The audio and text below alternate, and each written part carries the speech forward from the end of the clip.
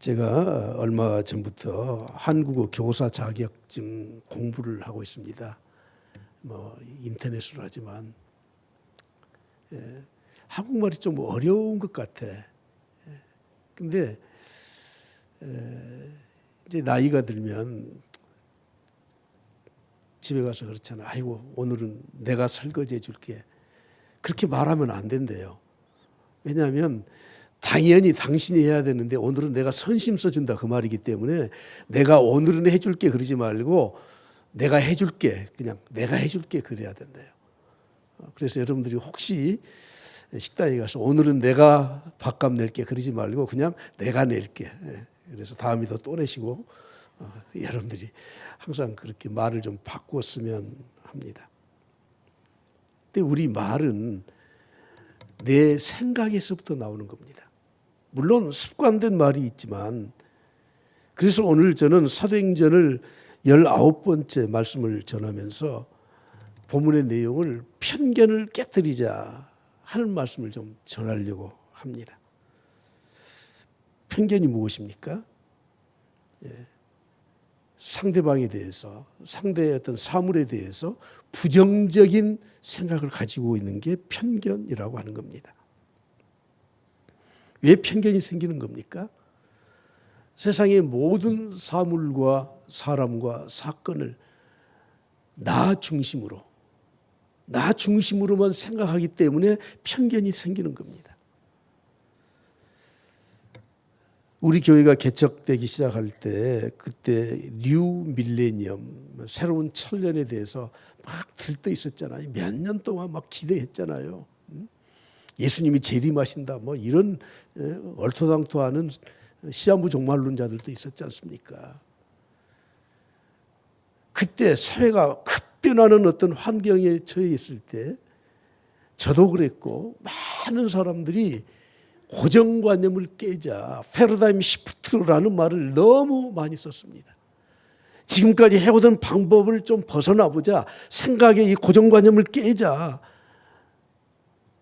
그런데 여러분 21세기에 들어와서 지금 이제 2024년이 됐음에도 불구하고 아직도 고정관념은 그대로 남아 있습니다. 고정관념이 무엇입니까? 오늘 저는 먼저 이 고정관념에 대해서 말씀을 드리고자 합니다. 가장 심한 이 편견은 종교적 편견입니다. 유대인들이 생각했던 예수 그리스도의 십자가의 이 복음에 대해서 그들의 종교적 편견을 가지고 받아들인 것 같지만 받아들이지 못해서 오히려 핍박을 하지 않습니까? 인종 간의 이 편견은 참 저버릴 수가 없습니다. 특히 이 지역은 다문화 가족들이 많이 살고 있습니다. 어제 같은 주말에도 이 비하의 안길을 이렇게 가보면은 거의 우리 한국 사람들은 안 보입니다. 전부 다 외국인들, 그분들이에요. 어제도 쇼핑을 해서 이 많은 상자에다가 잔뜩 이렇게 메고 오시더라고 몇 분이서. 그러더니 저를 보고는 굉장히 겸연쩍었나 봐요. 그래서 제가 웃어주니까 또 웃어주더라고. 그래서 제가 반갑게 인사를 했습니다. 인종 간, 종족 간의 이 편견 참 깨기 어렵습니다. 여러분 지금 이스라엘에서 지금 전쟁하고 있는 거 보십시오. 거기는 두 가지가 겹쳤잖아요. 종교와 인종의 편견 때문에 저들은 계속해서 싸울 겁니다. 특히 우리나라와 같이 이렇게 빈부격차가 심한 사회에서는 편견이 아주 심합니다. 좀 있는 사람, 많이 배운 사람들은 지지리도 못 배운 것들이. 힘겹게 어렵게 사는 사람들은 배운 사람들이. 여러분 오늘 우리는 이 편견을 깨지 않으면 고정관념을 깨지 않으면 우리가 세상 살아가는데 너무너무 힘들다는 거 아십니까?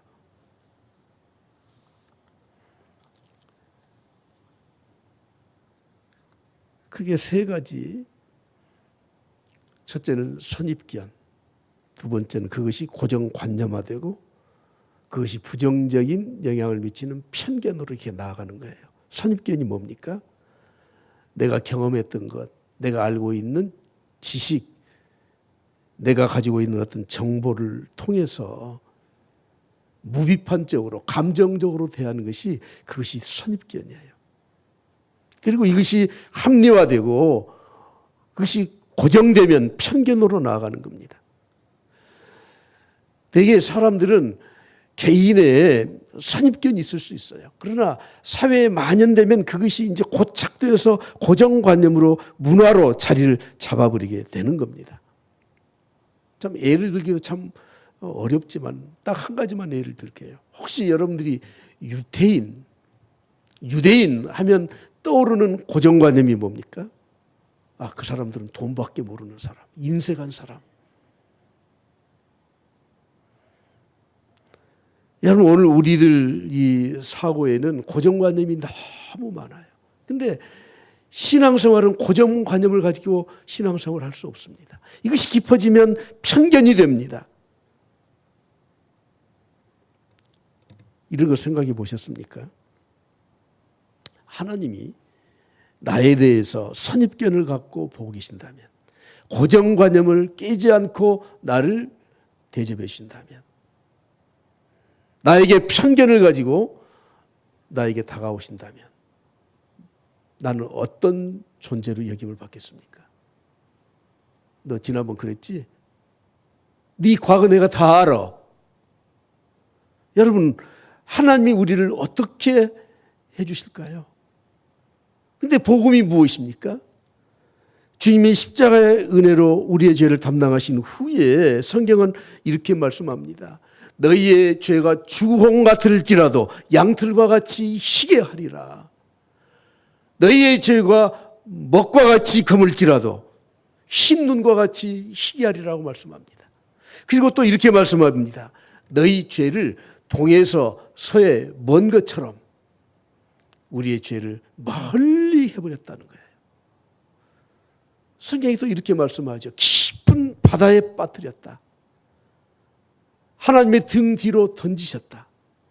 하나님이 우리의 죄를 등 뒤로 던지셨기 때문에 하나님이 돌아보면서 아무리 내 죄를, 과거의 죄를, 내 실수를 찾아보려고 해도 보이지 않는 거예요, 하나님이. 그러시면서 하나님은 이렇게 말씀하십니다. 나는 기억도 하지 않겠다. 여러분, 하나님 말씀하셨으면 그대로 되는 줄로 믿습니다. 할렐루야. 되는 줄로 믿습니다. 하나님은 기억도 하지 않으셔요. 선입견이 없으셔요. 고정관념을 버리셨어요. 나에 대해서 편견을 갖고 있지 않으셔요. 우리는 그렇게 하나님을 알고 믿고 있는데 내가 사람을 대할 때는 항상 이 고정관념, 선입견 그리고 편견으로 사람들을 대하지 않습니까? 저는 이 편견과 고정관념을 깨기 위해서 두 가지 태도가 우리에게 있어야 된다고 하는, 첫째는 항상 사실을 확인하는 겁니다. 양치기 소년 이야기 아시잖아요. 몇 번 그렇게 실수했더니 이제는 진짜 늑대가 나타나도 여러분 10번 20번 거짓말하는 것 같지만 그럼에도 불구하고 이 고정관념과 편견을 깨기 위해서는 사실을 확인을 해야 돼요. 평생 한 번도 일찍 퇴근해서 집에 오지 않는 남편이 그날따라 좀 일찍 왔어요. 그럼 반갑게 맞이해 주면 돼요. 그게 사실이니까. 근데 뭐라고 합니까? 아이고, 오늘 당신 술 마실 친구가 없어서 일찍 왔네. 여러분, 고정관념을 가지고 그 남편을 보면은요, 그 남편이 잘하고 싶은 그 생각을 완전히 뭉개버리는 거 아니에요. 요즘 우리 주위의 정보들이 거짓 정보, 떠도는 잘못된 확인되지 않는 소문들이 너무 많다고 하지 않습니까? 혹시 여러분들의 가까운 가족들이나 또는 교회나 또 여러분들의 지인들이나 또 직장 생활을 하면서 만나는 사람들에 대해서 누적되어서 가지고 있는 선입견, 고정관념, 편견들이 있을 겁니다. 그럴 때 우리는 내가 하나님께 용서받고 복음의 은혜로 새롭게 산다고 하면 그것을 빨리 깨뜨릴 수 있어야 되는데 어떻게 깨뜨릴 수 있다고요? 사실을 확인해라는 거예요. 사실 그대로 받아들이라는 거예요. 근데 사실은 사실인데 그보다 더 중요한 건 해석이에요. 해석. 방금 말씀드렸잖아요. 남편이 모처럼 일찍 왔어요. 해석을 어떻게 해줘야 돼요? 오늘 집에 볼 일이 있어서 좋은 일 때문에 일찍 왔구나 그래야 되는데 같이 놀아줄 사람이 없어서 해석을 그렇게 하면 별의 별 일을 나에게 해도 전부 다 부정적으로 들릴 수밖에 없는 겁니다. 저는 오늘 두 사람을 여러분들에게 소개하면서 이 두 사람이 어떻게 편견을 깼는가 하는 걸 말씀드리고자 합니다. 첫 번째는 고넬료라고 하는 사람이에요. 지난 시간에 말씀드렸던 것처럼 고넬료는 로마의 백부장이었습니다. 식민지에 파견된 군대의 장교였습니다. 권력을 가진 사람이었습니다. 그런데 그가 식민지에 와서 편견을 가지고 이스라엘 사람들을 대한 게 아니라는 거예요. 인종적 편견 또는 종교적 편견을 다 버렸습니다. 그 이유가 무엇이었습니까? 하나님을 경외했다. 신앙을 가졌다 하는 겁니다. 세상 모든 사람들이 이 고정관념과 편견을 가지고 세상을 살아갈지 모르지만 적어도 우리가 하나님을 믿는 사람들이라고 하면 우리 믿는 사람들은 그것을 깰 수 있도록 노력해야 되고 그렇게 살아서는 안 된다고 하는 겁니다. 사도행전 10장 2절 3절을 보십시오. 그가 경건하여 온 집안과 더불어 하나님을 경외했습니다. 신앙을 가졌습니다. 그래서 백성을 많이 구제했습니다. 여러분 백부장 정도 되면 식민지에 와서 수탈하고 업신여기고 탄압하고 마땅히 그럴 수 있는 직책을 가진 사람이에요. 그러나 민족과 그리고 종교적인 편견을 버리고 하나님을 섬겼기 때문에 그들과 공감을 했습니다. 힘들게 사는 것들을 고넬료는 공감을 하고 그들을 구제해 주었다고 하는 겁니다. 특별히 제9시쯤 되어서 환상 중에 밝히 봄에 하나님께서 응답해 주시는 환상을 보았던 사람입니다. 오늘 저는 우리 모두가 편견을 깨기 위해서 올바른 신앙을 가질 수 있기를 간절히 바랍니다. 세상 사람들은 기독교는 편견이 심하다고 말하잖아요. 너희들만 구원이 있느냐? 왜 다른 종교 인정하지 않느냐? 그렇습니다. 우리가 길이요 진리요 생명이신 하나님의 말씀 이 구원의 길만은 우리가 절대 포기해서도 안 되고 그걸 그 사람들과 서로 타협해서는 안 되죠. 벌써 제가 한 40년 전 같은데요. 그 전도 잘 하시던 권사님이 계시더라고. 근데 그분이 저쪽 도서지방 전라도 섬에 가서도 전도를 그렇게 잘하신대요. 근데 그분의 전도 방법은 딱 한 가지예요. 고정관념을 깨는 거예요. 자기가 담배를 사서 넣어서 가다가 담배 한 대 피우시죠. 먼저 담배를 그래 주나 안 주나 피우니까 그러면서 고정관념을 깨고 그리고는 아니 이쁘게 생긴 여자분이 내한테 담배를 권해? 할 말 있어요? 그때 이제 복음을 전한다는 거죠. 분당에 있는 어느 교회는 흡연실을 따로 만들어 놓았다고 합니다. 왜냐하면 담배 피는 남편들이 오긴 오는데 자꾸 문턱이 높아서 못 오니까. 근데 흡연실을 해도 그 몇 사람이 가서 피지도 않는데요. 교회에서 배려해 준다 하는 의미에서 해주니까 사람들이 이 교회는 나를 배려해 준다 생각한다는 거예요. 편견 깨야 돼요. 기도하는 사람은 편견을 깨야 돼. 기도하는 사람들이 신앙을 잘못 가지면 진짜 고집이 있어요. 편견이 심해요. 하나님이 주신 환상을 볼 정도면 이 고넬료는 하나님이 인정해 주는 정말 훌륭한 신앙이었다고 하는 겁니다. 왜 편견을 깨는 겁니까? 하나님의 시각으로 사람들을 보기 때문에 그렇습니다. 하나님의 사람으로 하나님의 시각으로 사람들을 보면 힘들게 어렵게 사는 사람들 긍휼히 여겨요. 악을 행하는 사람들 불쌍히 여겨요. 죽일 놈 그러지 않아요. 얼마나 힘들었으면 저렇겠냐. 나에게 대들고 거칠게 하는 사람들, 아이고 풀 데 없으니까 내한테 풀어주는구나. 견디긴 어렵죠. 우리가 하나님을 믿고 복음의 능력을 알기 때문에 우리는 세상에 힘들고 어려운 사람들에 대해서 편견을 갖지 않는 겁니다. 고넬료는 하나님 말씀에 절대 순종한 사람이에요. 보십시오. 고넬료가 기도 시간에 환상을 본 시간이 몇 시입니까? 제9시예요. 제9시. 제9시는 오후 3시쯤 되었던 시간이에요. 근데 베드로가 또 환상을 보았던 시간은 그 다음 날 6시예요. 그건 정오예요. 시간 차이가 몇 시간 차이 나죠? 15시간 차이가 나요. 오후 3시, 그 다음 날 정오. 근데 고넬료는 가이사랴에 거주하고 있었고 베드로는 요빠라고 하는, 요즘으로 말하는 하이파이라고 하는 그 항구 지중해 그 요빠에 거주하고 있었거든요. 직선 거리로 50km 정도 돼요. 그때 교통수단이 좋지 않았던 시기이기 때문에 걸어서 산 넘고 물 건너서 가려면 최소한 10시간 정도 걸려요.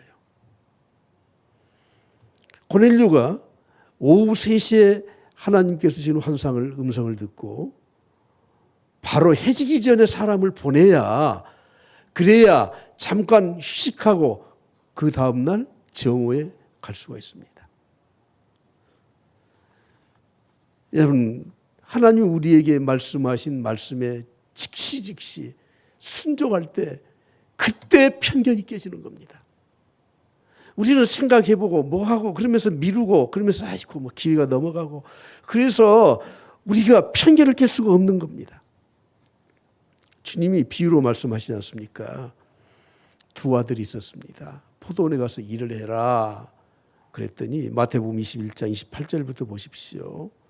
너희 생각에는 어떠하니? 어떤 사람이 두 아들이 있는데 맏아들에게 가서 이르되 예 오늘 포도원에 가서 일하라 하니 대답하여 이르되 아버지 가겠나이다 하더니 갔어요 안 갔어요? 가지 않았다. 둘째에게 또 말했습니다. 그랬더니 실소이다 하였는데 그 후에 뉘우치고 갔다. 그 둘 중에 누가 아버지의 뜻대로 하였느냐? 누가 순종했습니까? 둘째 아들이죠. 근데 둘 다 틀렸어. 합쳐놔야 돼. 예 대답하고 가야 돼요. 이것이 믿음을 가진 사람들의 삶의 태도의 방법이어야 돼요. 물론 나중에 깨닫고 그리고 후회하고 회개하고 돌아서는 게 참 중요하지만 여러분, 사람은 한 번 말을 뱉어놓으면 그 말을 자기가 바꿔서 행동하는 건 너무너무 어려워요. 그래서 우리는 하나님의 말씀을 들을 때는 항상 예라고 하는 예부터 해놓고 그 다음에 순종하는 겁니다. 아브라함이 하나님께서 독자 이삭을 바치라 했을 때 그 이튿날 아침에 일찍이 일어나서 모리아산을 향해서 가지 않습니까? 제단에 쓸 나무를 자기가 밤새껏 장작을 팼습니다. 어떤 분은 이렇게 해석을 했더라고요. 아브라함이 도끼를 들고 번제단에 쓸 재물을, 이 장작을 패는 이 소리가, 장작 패는 소리가 자기 가슴을 찢는 소리였다. 사라에게 말도 하지 못했어요. 그리고 아침에 일찍 일어나서 아들 데리고 두 종에 짐을 지워서 장작을 지워서 모리아산으로 향하지 않습니까? 고 정주영 회장의 그 회고록에 보면 여러 가지 에피소드가 많이 나와요. 정주영 회장의 그 철학은 그거 아니에요. 이병철 회장은 일본에 유학을 해서 좀 학식이 있고 많이 배운 사람이지만 정주영 회장은 피난 나와서 전혀 학식이 없는 사람이에요. 그분의 철학은 뭡니까? 나는 못 배웠지만 많이 배운 사람 데려다가 내 스텝으로 써서 난 더 큰 일을 할 수 있다. 근데 여러분, 정주영 회장이 일을 해라고 지시하거나 뭐 프로젝트를 내놓은 거 보면은, 외국에서 공부하고 온 사람들이 보면 이게 가당치도 않은 일입니다. 근데 그 사람들이 뭐라고 말을 합니까? 회장님, 그건 이래서 안 되고 저래서 안 되고 저래서 안 되고 그건 불가능한 일입니다. 정주영 회장이 했던 말이 뭐라고 하죠? 좀 보여주시면 좋은데. 임자, 해봤어? 해봤냐고? 해보고 말을 해. 하나님이 우리에게 꼭 그렇게 말씀하셔요. 원수를 사랑해라. 우리에게 비전과 꿈을 주시고 땅끝까지 복음을 전해라. 예산은 없는데요. 지금 어떻게 합니까? 코로나 전국에 무슨 그런 일을 합니까? 하나님 뭐라고 하실 것 같아요? 해봤어? 이 현대면이 없으셔. 해봤냐고. 하나님이 저에게 꼭 그렇게 말씀을 하시는 것 같아요. 임동원아, 너 해봤어? 기도해봤어? 해봤어?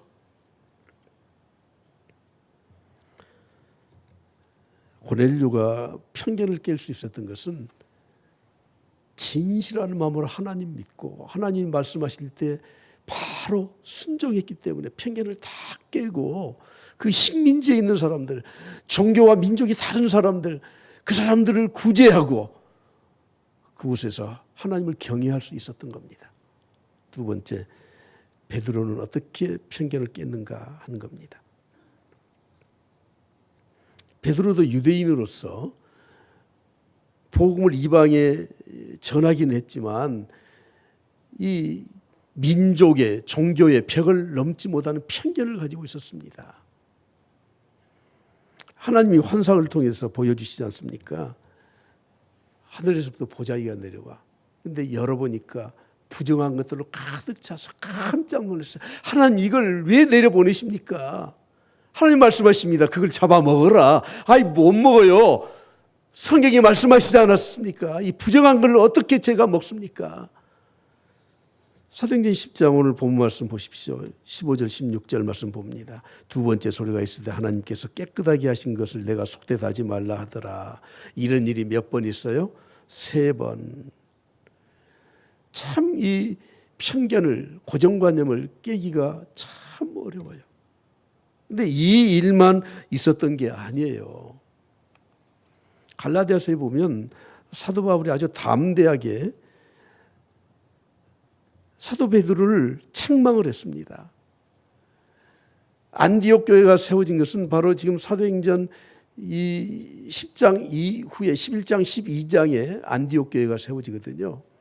근데 갈라디아서 2장 11절에 보면 게바가 누굽니까? 베드로죠. 안디옥에 이르렀을 때 교회가 안디옥에 개척되었다는 소식을 듣고 아마 지도자들과 함께 안디옥에 방문했을 것 같습니다. 그때 사도 바울이 책망받을 일이 베드로에게 있기로 내가 그를 대면하여 마주보고 대면해서 내가 책망하였다. 왜 책망했습니까?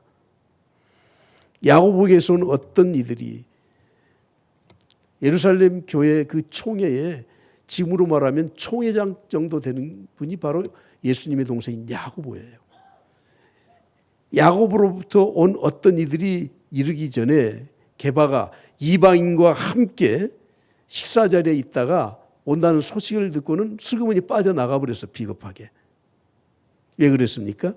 할례자들을 두려워해. 자기가 비난받을까 봐서 이방인들과 교제하는 것이 보여서 책망받을까 두려워해서 떠나버렸다고 하는 거예요. 그런데 남은 유대인들도 똑같았다고 하는 겁니다.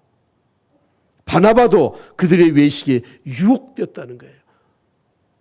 안디옥 교회 당회장이었던 바나바도 그걸 견디지 못했다는, 그만큼 그들이 견디기 어려운 유대인들의 편견이 있었던 겁니다. 어떻게 이걸 깰 수 있습니까?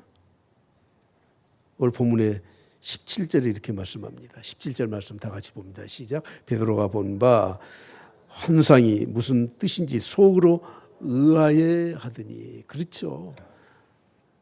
보자기가 내려와서 부정한 것이 가득한 것을 보고 의아해했어. 과거 베드로 같으면 그냥 그 치우라 그랬을 거예요. 그거 치우라고. 의아해했어요. 생각했어요. 도대체 이상하다. 왜 하나님이 이런 걸 보여주시지? 19절 내려가서 보면 또 이렇게 말씀해요. 베드로가 그 환상에 대하여 무엇을 할 때요? 생각할 때. 여러분, 오늘 우리들이 아주 전혀 예기치 않은 어떤 사건들을 만나고 내 고정관념과 내 상식으로 해석이 안 되는 어떤 사건들이 있을 때 여러분 그것을 편견을 가지고 그것을 무시해버리고 내 생각대로 하지 말고 좀 깊이 생각을 해보라는 거예요. 우리가 깊이 생각할 때 하나님의 말씀에 대해서 생각할 때 그때 우리는 편견을 깰 수 있습니다. 우리 인간만이 생각할 수 있는 특권을 가진 거 아십니까? 여러분 개나 돼지나 소나 전부 다 그들의 본능으로 행동을 합니다. 배고프면 먹어야 됩니다. 그러나 우리 인간은 배고파도 이게 먹을 것인가 못 먹을 것인가 내가 먹어야 되는가 먹지 말아야 되는가 생각하지 않습니까? 지난주에 이계호 교수께서 오셔서 우리의 이 건강에 대해서 말씀하시는데 저는 건강 때문에 그분 모신 게 아니에요. 우리가 영적인 일과 신앙생활에 대해서는 하나님 말씀을 순종하려고 하는데 그런데 우리의 일상생활에 대해서는 하나님이 주신 법칙을 우리는 무시하면서 살아요. 그래서 되는 대로 먹고 되는 대로 살아가고 그래서 우리의 육신의 건강을 다 상실해버려. 내 영과 혼과 몸을 하나님이 우리에게 주셨고 그것을 우리가 주님이 이 땅에 오실 때까지 거룩하게 보존해야 되는데 그렇지 않고 우리는 우리의 이 욕망대로 그냥 살아가니까 입에서 나오는 말을 그냥 막 내뱉으면서 살아가니까 내가 가진 편견을 전혀 생각하지 않고 사니까 우리의 삶이 너무너무 힘들고 상대방을 힘들게 만드는 거예요. 베드로는 이런 사건을 보면서 아주 의아해했습니다. 그리고 깊이 생각했습니다. 두 번째는 그것을 받아들였어요. 그걸 받아들였어. 아무리 자기의 생각으로 옳지 않은 일이라도 하나님이 하신 말씀에 대해서는 받아들였어. 그럴 때 편견이 깨지는 겁니다. 로마서 15장 7절에 이렇게 말씀합니다. 우리 다 같이 크게 한 목소리로 봅니다. 시작. 그러므로 그리스도께서 우리를 받아 하나님께 영광을 돌리심과 같이 너희도 서로 받으라. 받으라는 거예요. 받으라. 성막과 성전에 이 바다라는 것을 하나님이 만들도록 했어요. 근데 그게 그 물을 담아 놓는 큰 그릇인데 뭐 그게 크지도 않아요. 근데 그걸 하나님은 뭐라고 부르라고요? 바다라고 부르. 바다라고. 바다가 왜 바다입니까? 다 받아주니까 바다예요. 바다는 전부 바다예요.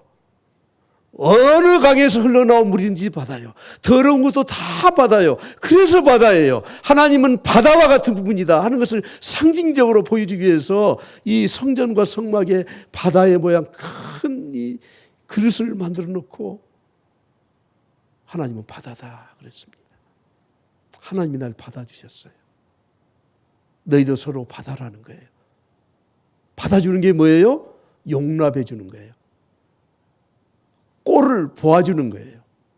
여러분 동그라미가 세모를 보고 너 꼴이 왜 그러냐? 그러질 않아요. 세모는 세모 꼴이에요. 네모는 네모 꼴이에요. 저 사람은 성격이 좀 꼴이 좀 급한 꼴을 가지고 있어. 저 사람은 좀 느려서 게으르게 보여. 늦어 끓여요. 꼴을 좀 봐주라고.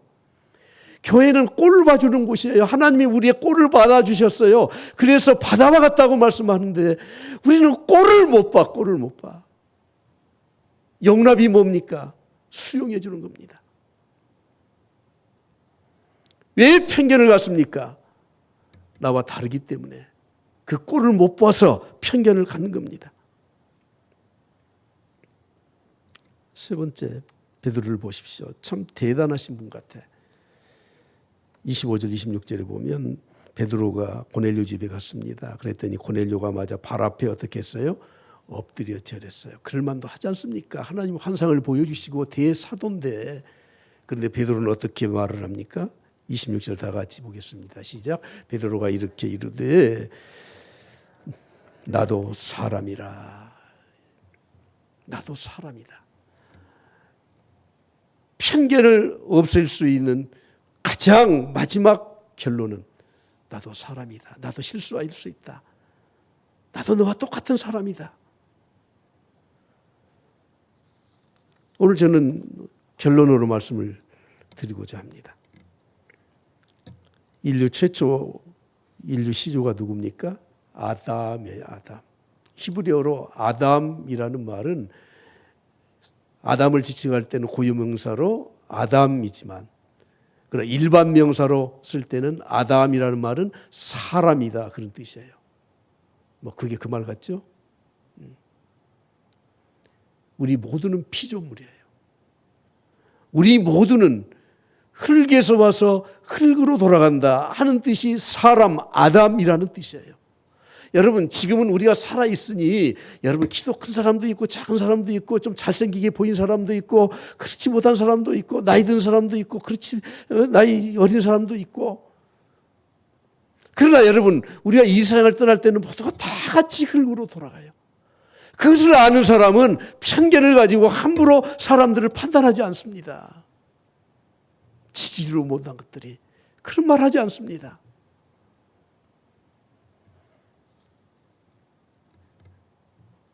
사람이라는 뜻이 무엇입니까? 나도 실수할 수 있다 그 말이에요. 여러분 사형수들 그 사람들만 실수할 수 있는 게 아니에요. 지금 교도소에 있는 그 사람들만 죄를 지은 게 아니에요. 우리 모두는 실수할 수 있는 사람, 범죄할 수 있는 사람, 불완전한 존재, 그것을 인식하고 사는 사람만이 편견을 버릴 수 있습니다. 그리고 마지막 한 가지, 사람이라는 말은 피조물이란 말이죠. 피조물이란 말은 유한한 존재란 말이에요. 피조물, 유한한 존재, 사람. 여러분 여러분들이 기억하셔야 됩니다. 창조주 절대자 하나님의 도우심을 입지 않고는 살아갈 수 없는 존재라는 의미가 포함되었습니다. 요즘 세상이 너무 잘못되고 있는 게 뭔 줄 아십니까? 내가 신이다. 인즉 신. 내가 신이에요. 사람이 신이에요. 그래서 우리는 얘들 가르칠 때에도 너 좋을 대로 해라. 네 마음대로 하고 살아라. 여러분 그게 무슨 놈의 그게 복음이요. 그게 신앙입니까? 하나님 뜻대로 살아라. 하나님 말씀대로 살아라. 나는 피조물이다. 연약하다. 죽을 수밖에 없는 존재다. 유한하다. 그러므로 내가 아무리 똑똑하고 가진 것 많고 배운 것 많고 권력이 있어도 하나님 의지해야 올바르게 살아가는 겁니다. 전부 다 저를 향해서 하는 말씀이라 제가 뭐 소리를 크게 지를 필요도 없는데 괜히 소리를 좀 쳤습니다. 여러분 편견 가지고 보지 마십시오. 좀 고정관념 버리십시오. 그래야 하나님이 일을 할 수 있고 하나님의 역사가 그때부터 일어나기 시작합니다. 우리 교회가 편견 갖지 않는 교회, 하나님이 쓰시고자 하는 교회 될 수 있기를 간절히 축복합니다.